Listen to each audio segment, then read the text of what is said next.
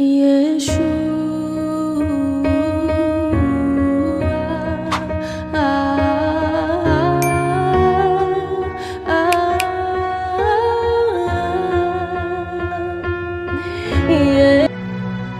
Shalom, shalom. Nós vamos dar prosseguimento ao ensino. Hoje nós falamos sobre o poder do princípio, né? No princípio Deus criou os céus, depois criou a terra. Existe um princípio onde Deus criou essas coisas. Por isso que quando é estabelecido no céu, quando é trazido para a terra, tem um poder de criação. Nós vamos estar falando sobre uma sequência de princípios. A gente vai estar falando sobre mais à frente sobre coisas muito profundas, né? Vamos estar entrando muito profundo na Bíblia, mas por enquanto a gente vai colocar uma base, um alicerce, né? E nessa base de hoje a gente vai estar falando sobre, eu estou usando a câmera, a Bíblia no computador, fica mais fácil a gente transitar de um versículo para o outro. No primeiro estudo a gente falou sobre o capítulo 1 de Gênesis, capítulo 1, versículo 1. Nesse segundo estudo a gente vai estar falando sobre a sequência, capítulo de número 3. O capítulo de número 3 ele vai trazer um dos princípios que é estabelecido, que pode gerar, né, essa restauração, essa frutificação. Como a gente disse, o intuito é um ensino mais detalhado, mais aprofundado, de forma que todos possam entender. A gente vê muitas pessoas ensinando sobre a Bíblia, mas às vezes de forma complexa e de difícil entendimento. A gente quer aqui, de certa forma, trazer bem mais detalhado. Por exemplo, a gente vai estar falando sobre os 4 mundos que existem dentro de nós. Nós vamos estar entrando nisso mais na frente. A gente vai estruturar tudo primeiro, para depois estar entrando em algumas coisas mais profundas. O intuito não é uma mensagem motivacional para o seu dia. O intuito é estabelecer um alicerce para que você, né, realmente vai crescendo gradualmente espiritualmente. Capítulo 3 de Gênesis, o versículo onde dá o prosseguimento. No capítulo 1 vai falar sobre o princípio que criou Deus do céu e da terra. Capítulo 2, que a terra estava sem forma e vazia, e que o Espírito do Senhor pairava sobre as águas. O capítulo 3, Deus começa um dos princípios que nós precisamos ter na nossa vida. A palavra diz: e disse Deus, haja luz, e houve luz. Quando a gente fala de luz, a primeira coisa que nos vem à mente é clareza. Luz fala de clareza, de conhecimento, de entendimento. Não tem como a gente dar prosseguimento a um projeto sem compreender.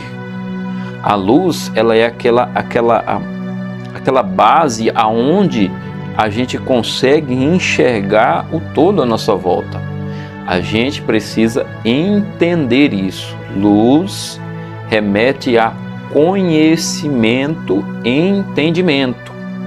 Quando você conhece e domina um assunto, significa que você tem muita luz sobre aquilo. Quando uma pessoa ela não domina, ela não sabe sobre aquele assunto, é falta de luz, de entendimento. Um exemplo muito clássico: você pode chegar na sua casa e entrar dentro da casa que você mora há talvez muitos anos, e quando você entra na sua casa, por exemplo, se está faltando luz, se a casa está escura, é a casa que você conhece, mas sem luz não tem como você encontrar.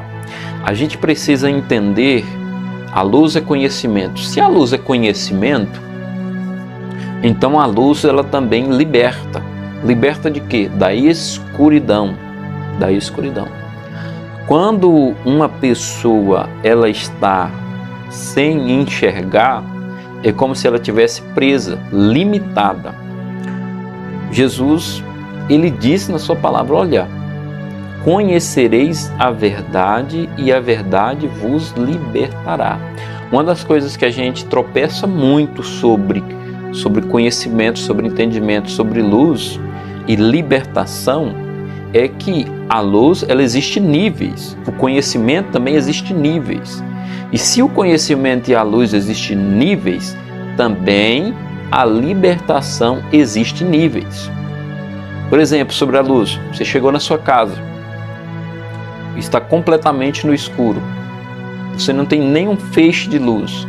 Se você liga apenas uma luz, ou de uma lanterna, por exemplo, ou a luz até a luz do celular, você consegue enxergar uma certa distância, uma certa quantidade. Se você acende várias luzes, você já consegue enxergar toda a amplitude da sua casa. Porém, se você precisar procurar algo dentro de uma gaveta, dependendo daquele algo que você vai encontrar, você precisa de uma luz mais ampla e mais próxima. Se você vai, por exemplo, procurar um espinho ou algo que entrou na sua pele, por exemplo, um pelo inflamado, você precisa de uma luz mais próxima. Quanto mais próximo você chega daquela luz, mais você consegue enxergar aquilo que é pequeno, aquilo que é minúsculo. Quanto mais luz, às vezes, quanto mais luz, quantidade, a quantidade de luz ela vai abranger o ambiente. Mas se, por exemplo, você precisar ver um detalhe, se você precisar ver um detalhe na pele, por exemplo, você precisa de uma luz forte, mas também ao mesmo tempo próxima. Ela não pode estar distante. Se ela estiver distante, ela não vai te dar clareza. Então, entendendo isso, a gente compreende. A luz é conhecimento. Eu compreendo então que se Jesus disse em João 8:32 que o conhecimento liberta, então eu entendo que se a luz ela tem níveis, né? Escuridão completa, um feixe de luz já me dá uma direção. Mas se eu preciso encontrar algo, eu preciso de mais luz. Se eu preciso de ler, por exemplo, uma letrinha pequena, eu preciso de mais luz e mais próxima.